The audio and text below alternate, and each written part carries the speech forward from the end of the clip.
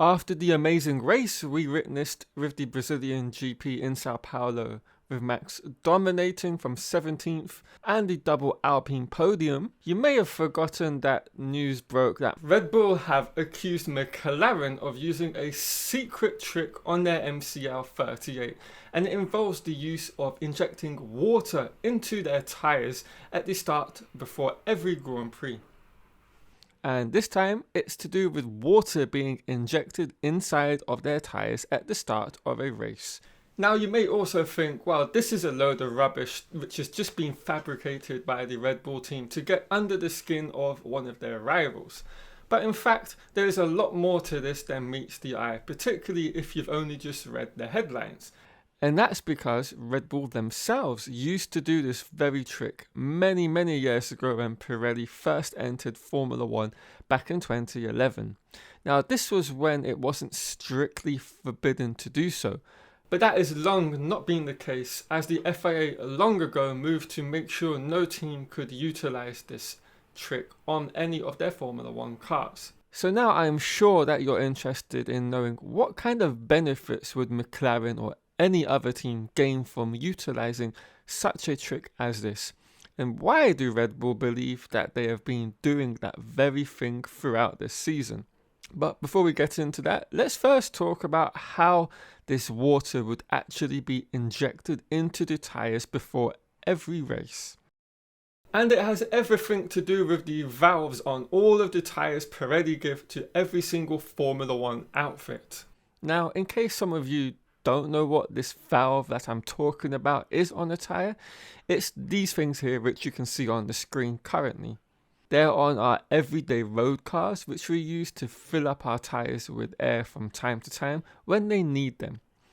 Now, Red Bull in the past would experiment with injecting water through these valves to do the exact same thing that they are accusing McLaren of doing this season, among many other teams as well. And we are actually talking about the smallest, minutest amount of water that the McLaren outfit will be injecting into their tyres. We're talking about mere millimeters of water.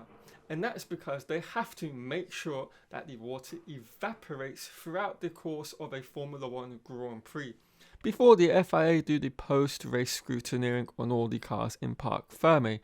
And therefore that means that the engineers for McLaren and any other team has to be completely and exactly precise with their calculations regarding the amount of water they inject into their tyres.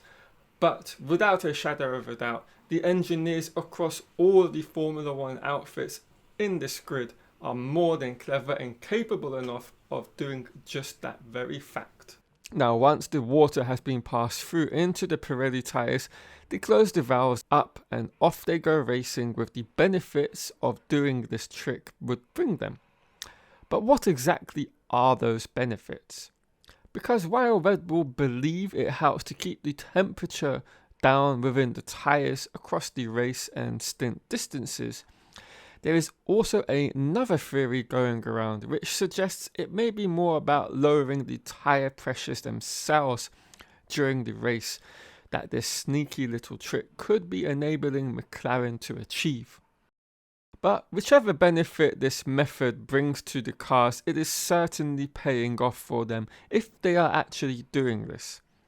Because from what we have always seen across the season with the McLaren cars' late stint pace advantage that they have over the entire field, there may be some credibility to go along with and back up this theory that Red Bull have. And I've always wondered, just how is it McLaren have such a superior advantage over all of the teams and their rivals in particular when it comes to the late stint pace that they have across every stint. And I'm talking about when they start a race on a set of tyres, they are there or thereabouts on a par or literally a little bit slower, a few tenths per lap than that of their rivals. But by the time of the end of a stint, say like the last 10 laps, they're able to introduce this abundance of lap time in terms of an advantage over them. And we're talking about seconds a lap, per lap, every lap. And this is something I think has been very much an unprecedented level of an advantage to have over any Formula One outfit throughout the entirety of Pirelli's lifespan in Formula One since 2011. Now, in the past, there's always been driver and team and car combos, which when put together, they've gained an advantage over not only their teammates but other rivals in terms of having a tyre life advantage at the end of every stint. That is something we can't dispute. It is a fact of how the Pirelli tyres have been. Sergio Perez, for example, before moving to Red Bull, was one of the masters at doing so.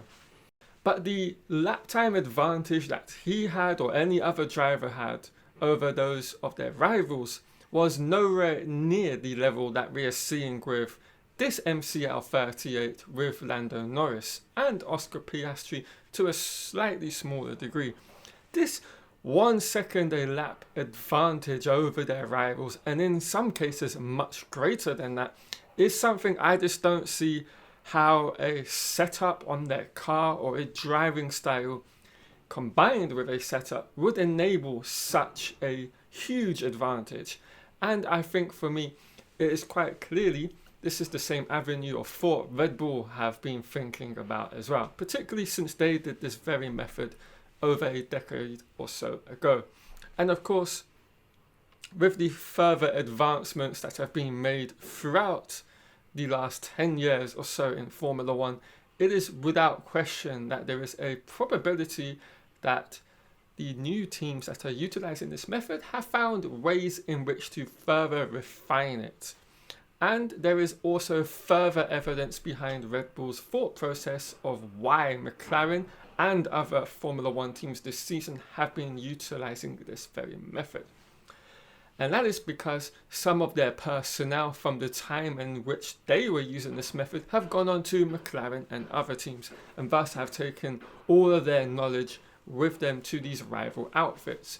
And of course then gone on to make further refinements and improvements on the ways in which Red Bull did this in the past.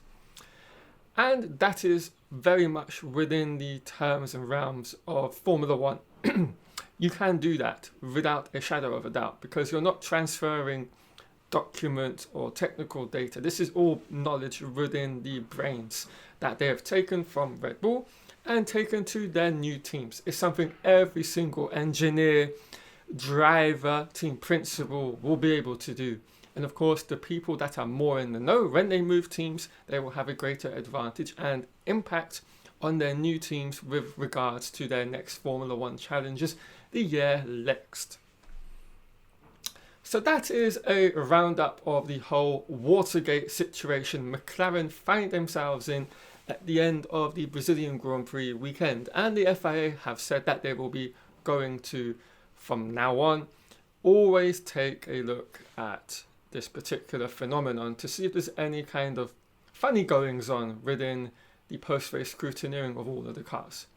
But that is where I'm going to wrap the video up. I hope you've all enjoyed it. If you have, do leave a like on the video down below. And of course, if you're new here and have stumbled across this video, do leave a like and subscribe and turn on notifications for all future Formula One content on the channel.